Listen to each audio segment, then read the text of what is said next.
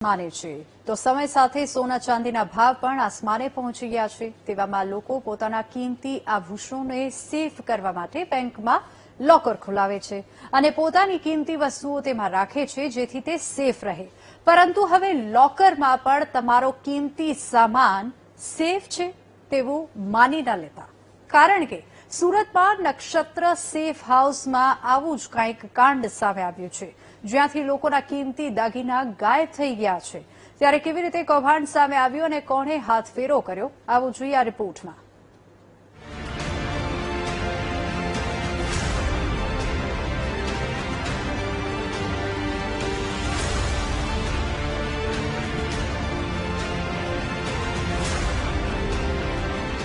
સુરતના સિંગણપુરમાં આવેલા નક્ષત્ર સેફ હાઉસમાંથી ગ્રાહકોના 2,67,00,000ના 206 તોલા સોનાના દાગીના ચોરી થયાનું સામે આવતા જ આખા શહેરમાં ખળભળાટ મચી ગયો।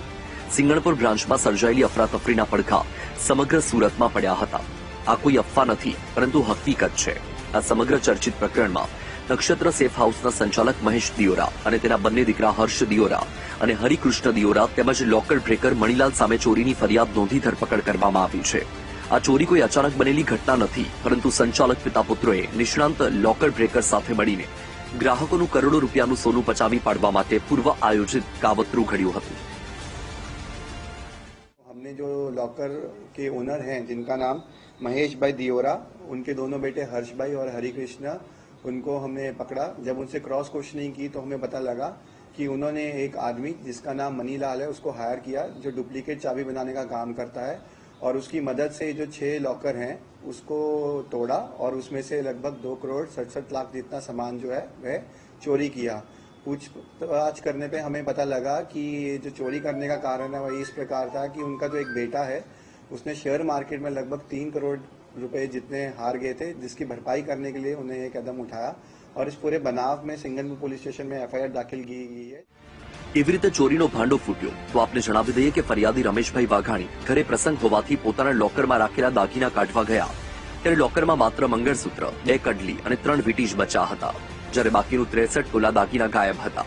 જ્યારે પરિવાર સીસીટીવી ચેક કરી રહ્યો હતો ત્યારે આરોપીએ હર્ષ દિયોરા આગળનો ડેટા ડિલીટ થઈ ગયાનું જણાવતા પરિવારને શંકા ગઈ અને પોલીસમાં અરજી કરતા જ ભાંડો ફૂટ્યો। જો કે આ ઘટના પછી જેટલા પણ લોકોના અહીં લોકર છે તેઓ પોતાનો સામાન ચેક કરવા અને લોકર બંધ કરવા માટે દોડાદોડી કરતા નજરે પડ્યા। મેં ઇન્સ્ટાગ્રામ પર રીલ જોઈ કે આ રીતે અહીંયા કંઈ કૌભાંડ થયું છે, લોકોના લોકરમાંથી ઘરેણા અને કિંમતી વસ્તુઓ ગાયબ થઈ રહી છે। તો કાલે હું આવ્યો તો અહીંયા પણ બંધ હતું, એટલે આજે અત્યારે પાછું હું ચેક કરવા આવ્યો છું કે ભાઈ વસ્તુ કેમ છે। ઘરે લઈ જાઉં છું અને પછી આઈડિયા આવે કે કંઈ આમ તેમ થયું છે કે નહીં। પછી શું કરવાના છો કે આ લોકર હવે અહીંયા ચાલુ જ રાખવાના, પછી કાયમ શું નિર્ણય કરવાના છે? નહીં, એકવાર વિશ્વાસ તૂટી ગયો હવે કોઈ દિવસ અહીંયા લોકર નહીં, કશે બી નહીં, અને જે કાંઈ પૈસા છે તે પરત માંગવાના છે। શેર બજારમાં 3 કરોડ હારી ગયા તો બેંકમાં 6 લોકર સાફ કરી નાખ્યા। હાલ તો 2,67,00,000થી વધુના સોનાની ચોરીનો આંકડો સામે આવ્યો છે અને પોલીસ તપાસ કરી રહી છે।